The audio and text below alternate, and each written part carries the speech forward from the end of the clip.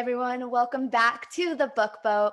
Here are your two lovely co-hosts back at it again, really diving in with this whole special guest situation that's going on here, and we could not be more excited for what's happening in this episode. How are you all? Hi, I'm good. So yes, thank you. And like Jocelyn said, we are just like starting to get the hang of this guest thing where we are bringing two new guests that I am also super excited about. Jocelyn and I met them at San Jose State when we were in our credential program, and they were part of the program as well. So I'm super excited that they agreed to kind of do this episode, and it's almost like a little takeover. So Kevin and David, whoever wants to go ahead and introduce themselves first. All right, since you said Kevin and David, I'll go ahead and go first. My name is Kevin Mohammed, yeah, I'm excited to be a part of this episode. I was a part of the same cohort that we attended just like last year at San Jose State. So, it's kind of a little reunion coming back and having a conversation like this. And, again, I'm excited to be here. Thank you for having me. Oh, we're super excited for you to be here. Ooh, sorry, David, I cut you off. Oh, it's okay. Hi, I'm David. Yeah, I was we were all classmates at San Jose State doing our credential program. So yeah, like Kevin said, it's nice to just talk, catch up, but also chat about some interesting, important topics. So can I just say the grade I teach? Yeah, go. Yeah, if you guys want to go ahead and tell us what grades you teach, David, you could go ahead. So right now I teach 5th grade. Do you like 5th grade?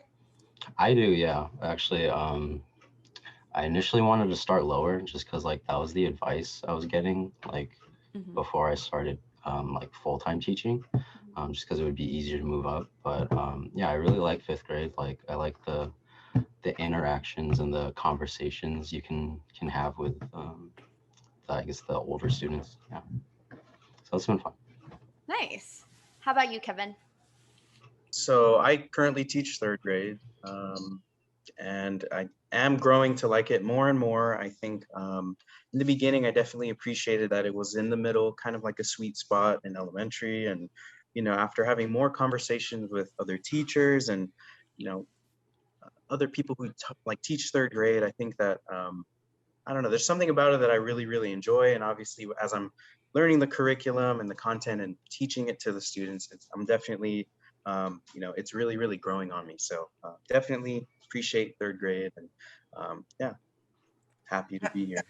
I was about to say, I'm obviously biased because I also teach 3rd grade, and I think 3rd grade is like Kevin said, it's like such a sweet spot where they're still little enough where, I don't know, like they seem really excited about learning still and are really energetic, but then they're kind of a little bit older where they're more independent and they're able to do things a little bit more. So it's kind of nice that we have 5th and 6th grade too, because I have not ventured into the upper grades yet. I'm still a little too nervous, I think. Sorry, were you going to say something, Jocelyn? No, I mean, I did my student teaching in 3rd grade, so I feel like I'm biased, and I'm now in 6th grade, and I definitely want to go back to 3rd grade. I miss that age. Hopefully, fingers crossed. But yeah. I'm really excited because if you have heard our very beginning episodes where Jocelyn and I kind of talked about the story of how her and I became like teammates and we ended up working on our master's project together, you will have known that the reason why our podcast is kind of called The Book Boat, or originally it was going to be called, I think, Book Ship, was because I jumped ship from another group to join Jocelyn's group. And that group is actually Kevin and David's group, where like if you heard me talk in that episode, I was so confused and I didn't really know what I wanted to do. There was a lot of topics that I really liked. And when I heard Kevin and David's topic, I was like, oh, it sounds really interesting. And at that point, I had done previous projects with Kevin and David, so I knew that we could work together. So I had kind of started to work on it, and then I'm really sorry, I heard Jocelyn and Sarah's group, and I was like, all right, I think I texted them. I felt very bad. I was like, I'm leaving the group and I'm joining this group. So this could have been a whole other podcast. But I'm really excited to have them on here and talk a little bit about what their master's project was, because I think it was something that's super important and is still super important. So if you guys want to talk a little bit about your project. Um, yeah, I guess I'll start off because I have it in front of me. So, um, so our topic was basically just looking at how a educator's gender can kind of influence their relationships and their interactions with their students, specifically or obviously at the elementary level. Um, and the reason that came about was because, so we all started the program at the same time, and from the get-go, I think me and Kevin both noticed that we were like two of maybe like four males in the program or in the cohort out of a total of like 20 to 30 people. So, but which was like, I guess, expected because elementary education, especially, is like pretty female dominated. So that wasn't like anything new, but like even before going into the program, I think we both, after talking about it, we both kind of found that um, like all along the journey of like whether we were working at like after school programs like tutoring or we were um, student teaching or observing in classrooms, like a lot of the feedback we got from like parents, teachers, whoever else was that like, oh, it's like really important that like you you're here in the classroom, or that like it's really good for the kids that you're here.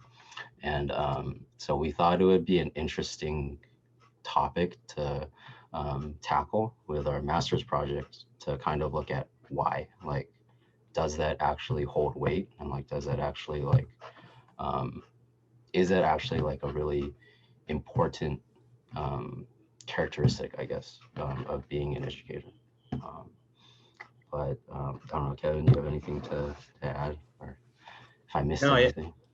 no, I think you got it spot on, and I thought that it was also, obviously really interesting that, as we were both some of the few males in the program, in the cohort, and for us to kind of get this, um, this perspective where, this is something that we're looking into and that we're hoping to be a part of, and for us to kind of do this research and understand what we understand, before we get to that point where we're going to be experiencing it for ourselves. I think that it wasn't just, I think, um, you know, something that we both kind of felt strongly about, but definitely to share amongst everyone else who, after us, right? Because I don't know, I felt like, there was a lot of, when we were doing research, there was a lot of, papers about this certain topic and talking about different things. But I think how we were necessarily looking at it to try to understand it from our perspective, I think it really made sense. And I'm just really glad that we were able to kind of, share that after us. I don't know about you, David, but to me, it's definitely interesting because we did the research and we did, we learned what we did, and then now we're experiencing it. So there's definitely a lot that we can both talk about now that we have some experience. And it would have been cool to have Alejandra with our group so we can get a, female perspective as well. But I mean, like you said, it would have changed a lot of what you guys are doing now. And, we're here now and we're excited to talk about it. Yeah, Yeah. no, it was just that one day in class that Alejandra happened to see all of our books that she switched over. But I just find your topic so interesting because I think when we were all kind of like grouping off and deciding like what we were going to do, people were doing like mindfulness and all this other thing. And you guys definitely tackled the gender issue in just like this like positive way, because you made me think, where were my male teachers, like elementary teachers? And I feel like it wasn't until junior high that I actually, like or middle school, because that's 6th grade. Yeah, that I actually had a male teacher, and it was for specific subjects. So I had never actually experienced male presence like in the classroom. And then I only found like principals were mainly male. So Yeah. it was just like, Yeah. it made me think of like my educational experience. Yeah. And like exactly, that's why I was really excited to hear this topic, because I also wanted to learn a little bit more about it, and I had some experience before the credential program, like as a long-term sub. And I think the moment to me where I was like, oh yeah, I think this is something that I want to kind of look into, was where I had this class, and I just like, my management style was just like not there.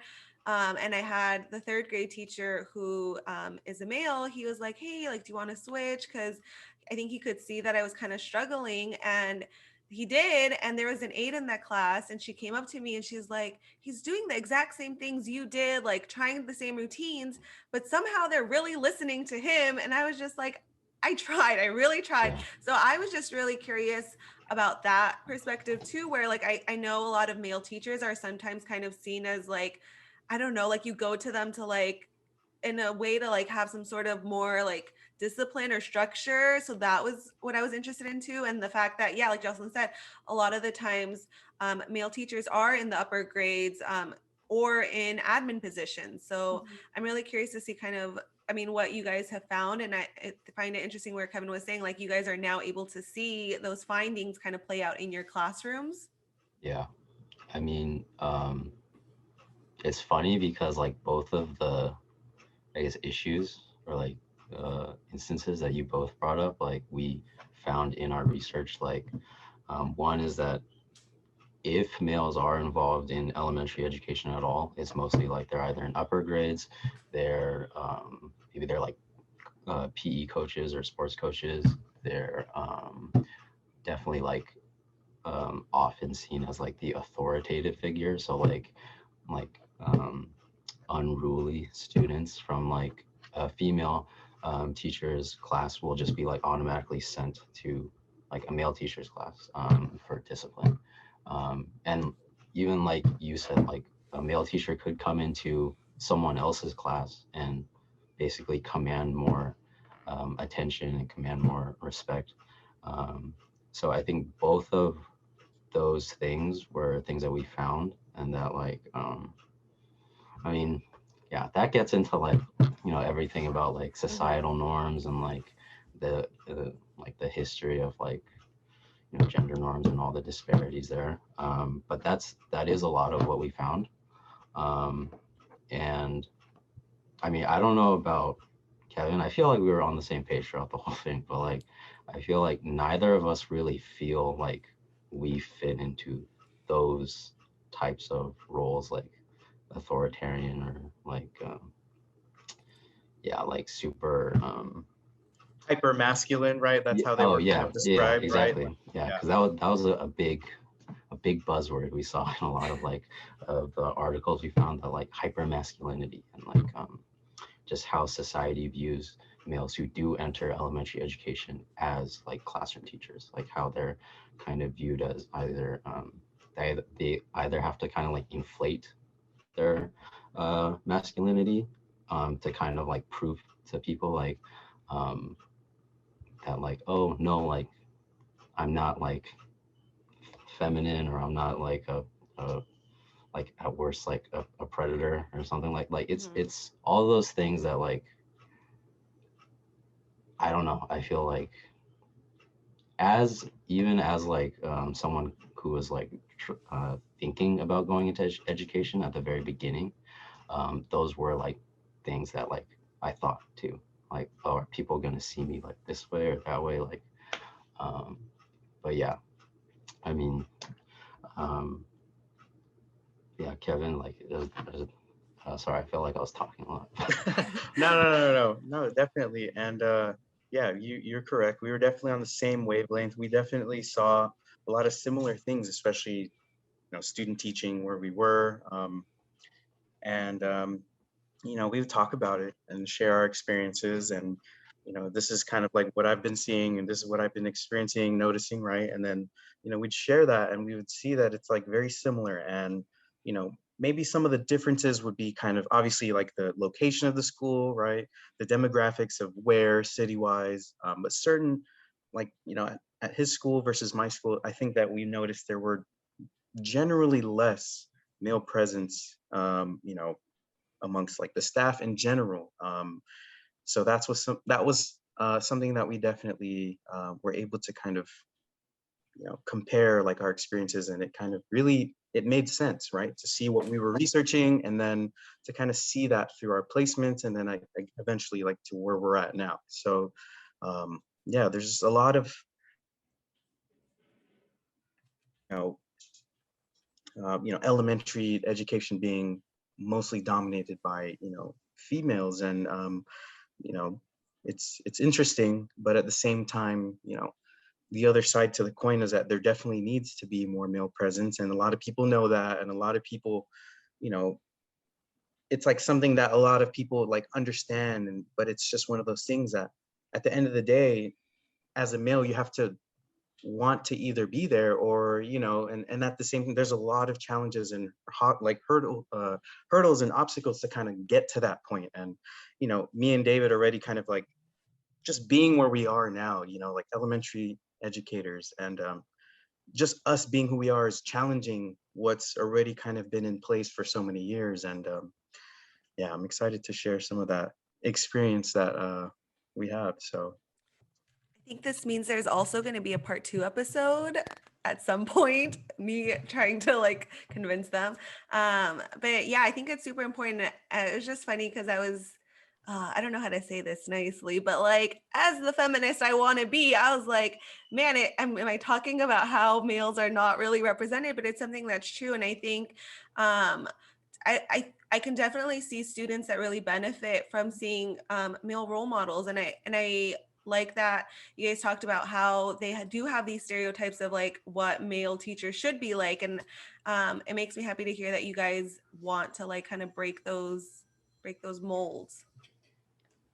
Yeah, exactly. I just think right now, my current position that I'm at right now, my counterpart, there's two female teachers, me and the science teacher, and then the math teacher is a male teacher.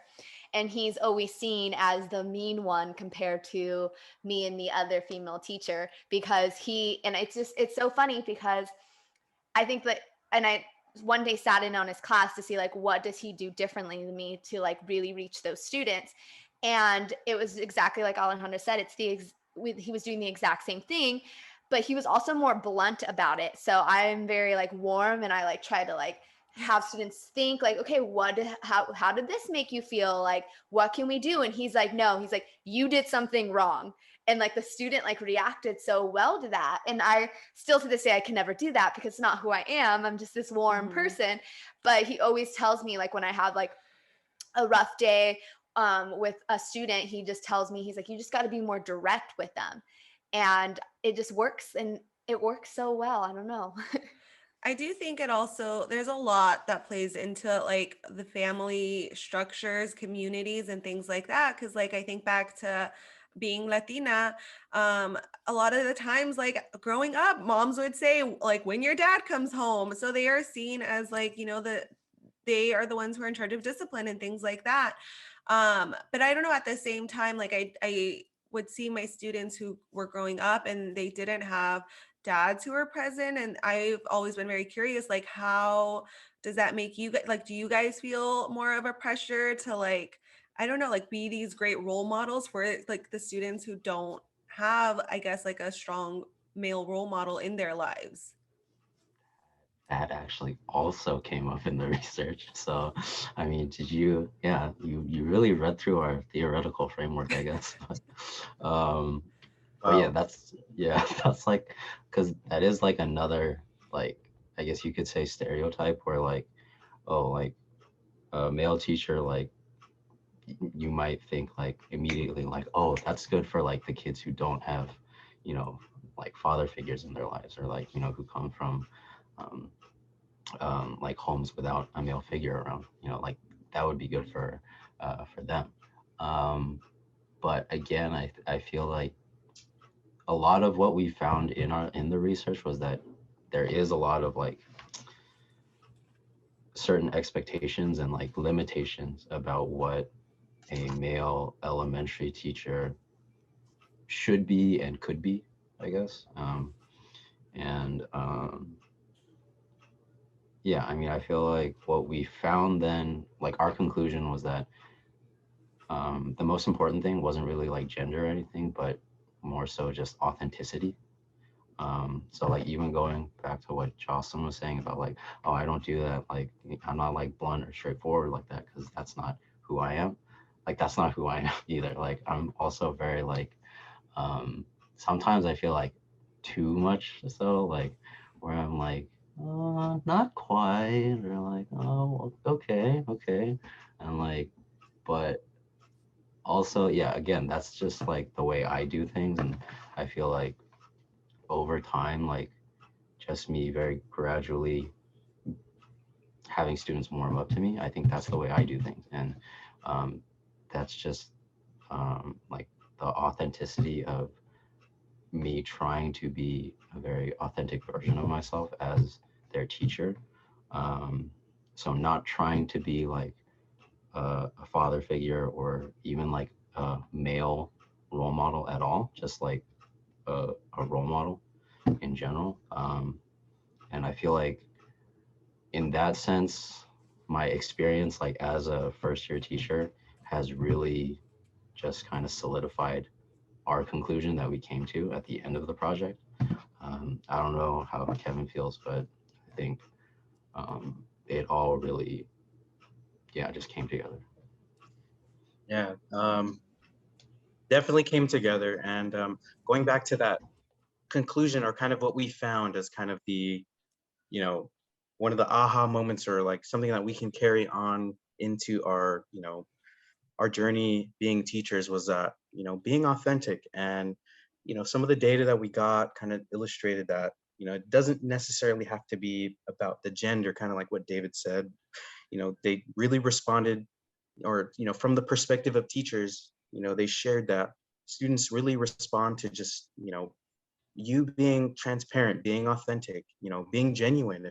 If students, I feel like, can really tell if you're, you know not, I feel like, right? I mean, they see you every day, they hear you every day, they notice all the little things that are different about you, right? So it's hard for them to not, you know feel something, that's something like, that's, oh, this isn't how he normally or she normally feels today, right? Like, students are really perceptive to those things. And I think, you know for David and I feel like we try to just be as genuine as we can ourselves. And I always tell the students, I'm transparent, I keep it real. Like, I feel like I'm fair with everyone, not to, single anyone out, and really try to give students a different perspective that they might, be used to. Maybe that is like students coming from those families that don't have the father figure, or not, so, trying to just get them to understand and see how, just because you might have those things that you carry into the classroom, your experiences from your home life or outside of school, doesn't necessarily mean that you can't understand what's fair to everyone in, this space, our classroom, right? So, I think that that doesn't change the role as a student. Everyone is a student, right? You're not more of a student than anyone else, right? So that's, generally the mentality that I carry as a teacher into the classroom. And I think through that, students definitely appreciate that. And, um, so far, I feel like I've been just getting positive response. So we're definitely on the right track. I think the research definitely helped. And yeah, like what David said, it's interesting and exciting to kind of see this come into light, now that we're teaching and have our own classrooms. So Yeah, it's interesting to hear. I honestly could probably read your guys' entire master's project, because I find it just very interesting how you all tackled this. And it is true that, and I think like for people who aren't teachers, and I try to explain, like, I can be sick and be trying to be super smiling, and a student can instantly tell like you are not feeling well. And it's just so crazy how in tune students are with their teacher. And so that's why I think that's one of the reasons I really enjoy teaching. It's like this whole little community. And so they like really pay attention to how genuine you are, how much you care, and they can tell when you are not being serious or you are. And so it's quite interesting to see all of that too. I know that we also do have, I don't want to move you away from your master's project. I know we can spend an entire episode talking about this, but I know you two brought two amazing books. So Kevin or David, would you like to discuss the books you brought to share? I'll go ahead and go first. Yeah, so the book that I decided to bring and share is called Hidden Figures: The True Story of Four Black Women in the Space Race. And the past couple months we've been doing, Black History Month, and then March was Women's History Month, and this was one of the stories that I shared with my class last month, and it really stood out just because of the obviously the type of story, talking about four African American women that had a major impact into, the space race. Um, and that even I found really, interesting too, because we can tie that into like our project, just because, we understood how, you know, elementary education became mostly dominated by female. And it was around that same time, the space race. And but anyways, the students really enjoyed the story. I felt like it was really influential, and we had a great discussion afterward. And that's the story that I brought. What about you, David? So my book is called Dear Juno, and it's by So Young Pak, and it's about this Korean American boy who is living in the States with his parents, and it's basically just telling a story about how he communicates with his grandmother who lives in South Korea, and how they exchange letters that kind of work around the language barrier that exists between them. And I actually did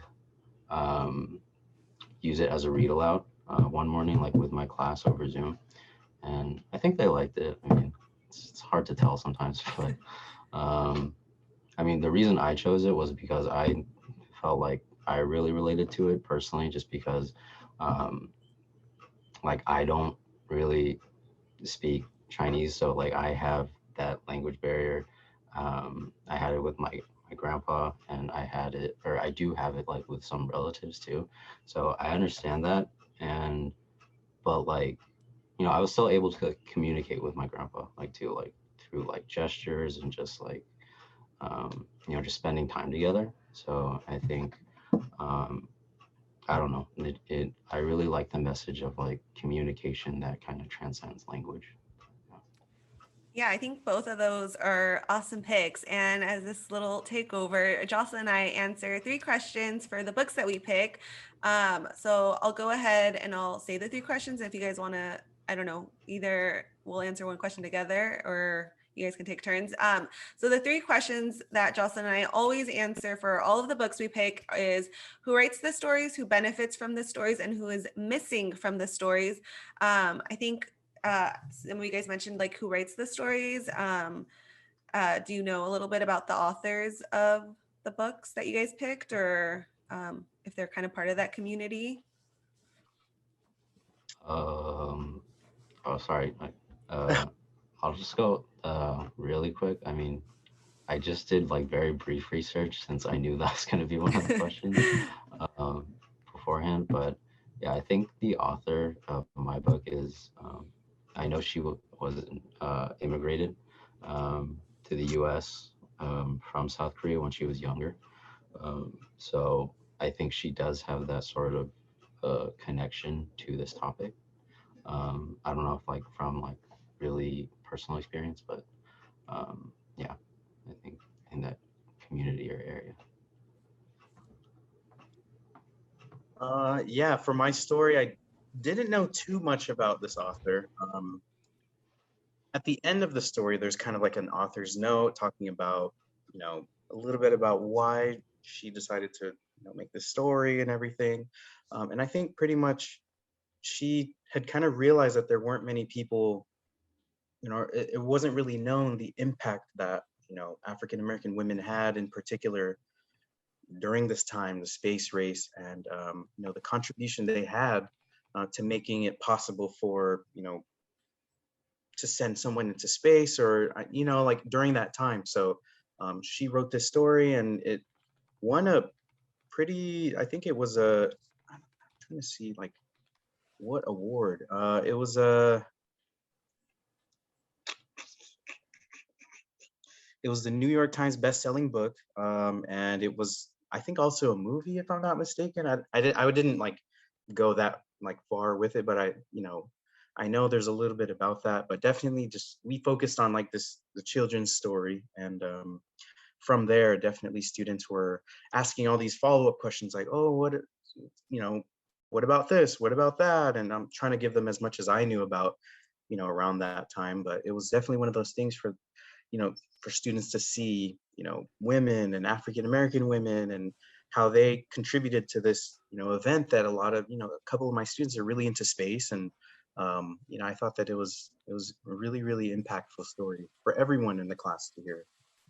Sorry, I don't have enough on the author, but I know that she's also an African American woman, and I think her decision to kind of bring this to light, obviously, for where she's at now, and how much recognition the book and the movie has gotten, it's definitely something that she felt necessary, and here it is. So, yeah.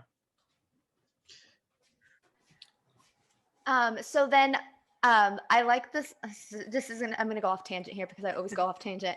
But I liked when you were saying that you were reading the book and your students were asking like, "What about this? What about that?" And that's like one of the moments I love, because even when I don't know the answer, I'm like, this would be a great thing to research, and then it leads to their own questioning, and before you know it, they come to you the next week and they're like, I learned so much. And it's one of those moments I really do enjoy. So who do you think benefits from your stories? I think you kind of answered that a little bit. Yeah, I was about to say, I think they kind of answer, where it seems like, oh no, sorry, my microphone got all weird. Yeah, I think you guys mentioned who was benefiting from these stories, and I think it's really great to see that you guys can see that kids are really kind of connecting with the books that you are picking. So I am curious, I feel like the one that gives us the most trouble is who's missing from the story. Do you guys feel like there's anything missing from that specific story? Or maybe I guess a good one would be, as new teachers, like what books do you feel maybe were like missing from like libraries, or what books you really want to bring into your library? Yeah, I can kind of go first with that.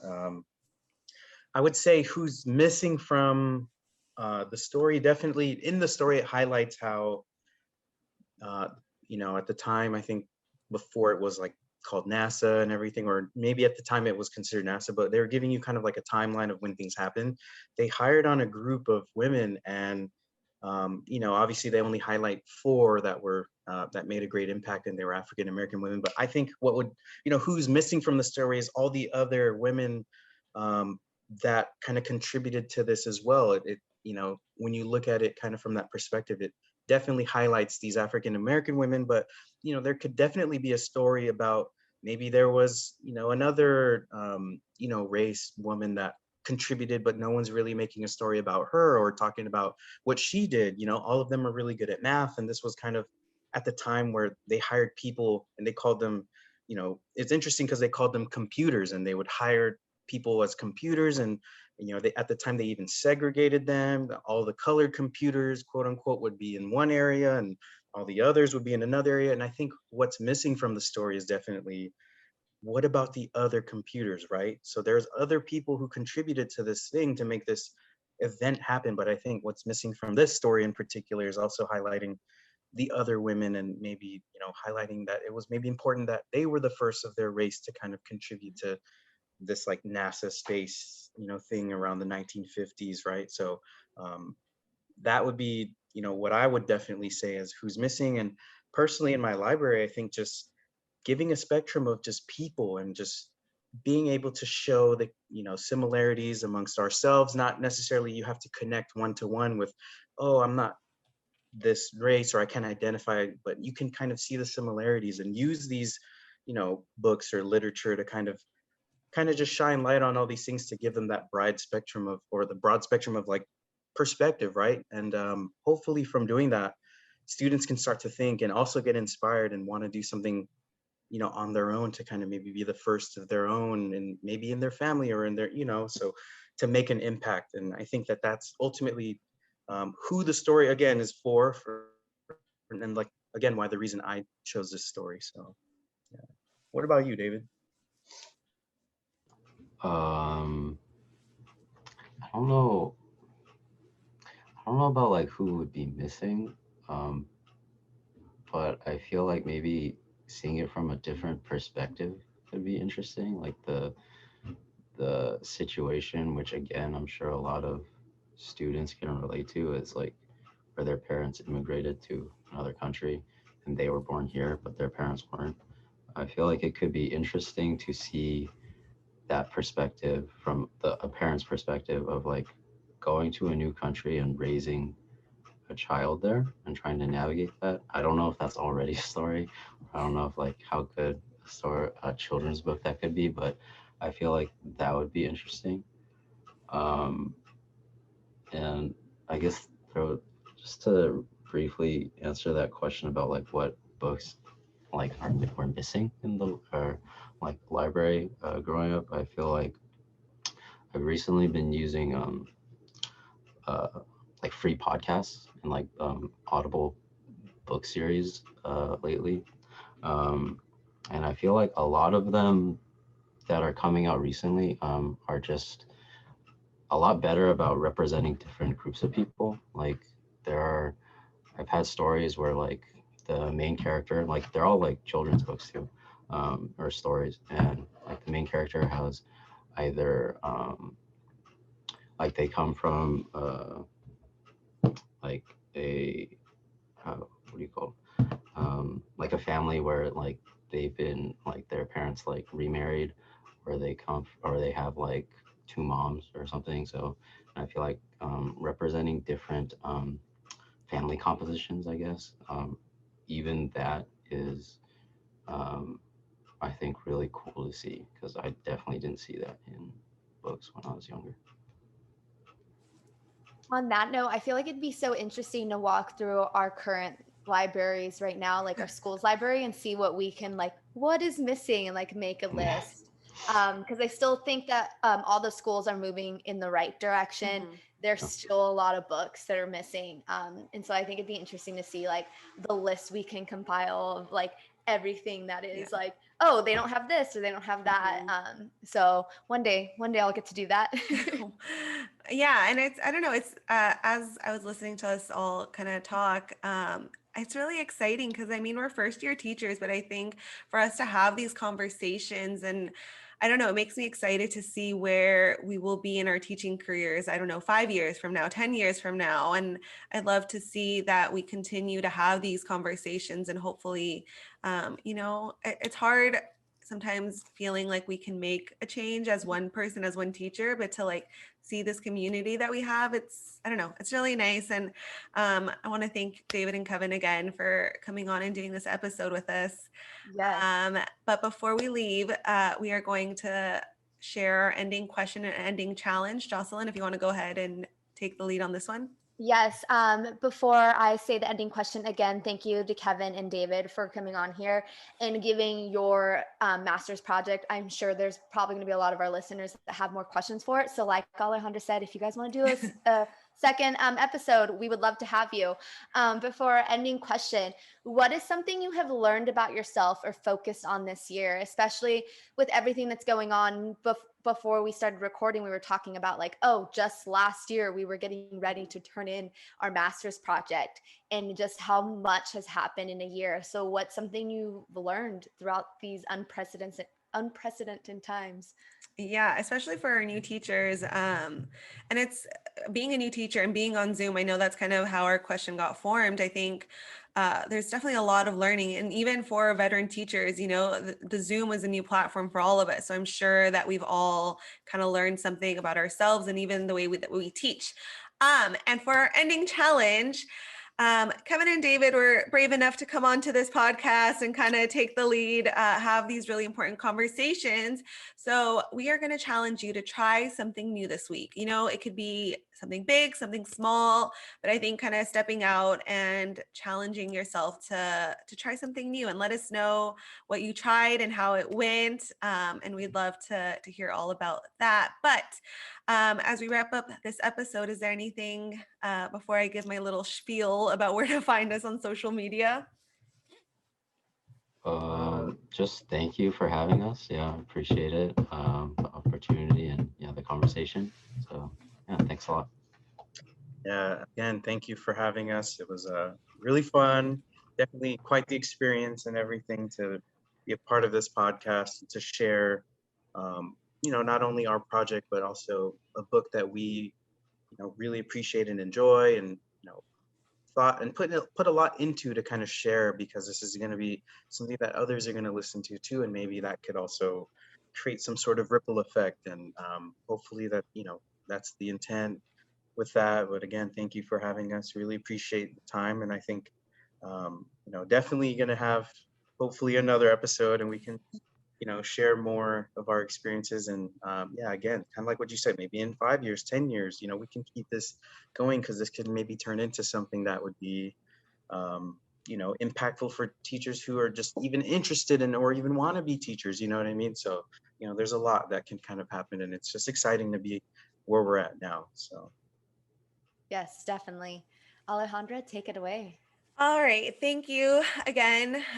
Please subscribe to our podcast. We are on all major podcast platforms: Google, Spotify, Apple. Give us a rating. 5 stars would be amazing. And leave us a review. If you want us to bring back more guests, if you want Kevin and David to do another episode, please let us know.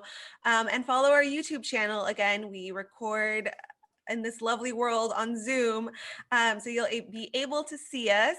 And follow our Instagram, which is where we will post like our ending question, our ending challenge, and where we are able to communicate a little bit better or quicker. So our Instagram is oh my goodness, I do this all the time and I just messed up. So our Instagram is @the_bookboat. So again, @the_bookboat, and give us a like on Facebook as well. If you look up the Book Boat, hopefully you will find us. But that wraps up another episode, and thank you so much for listening. Yes, thank you.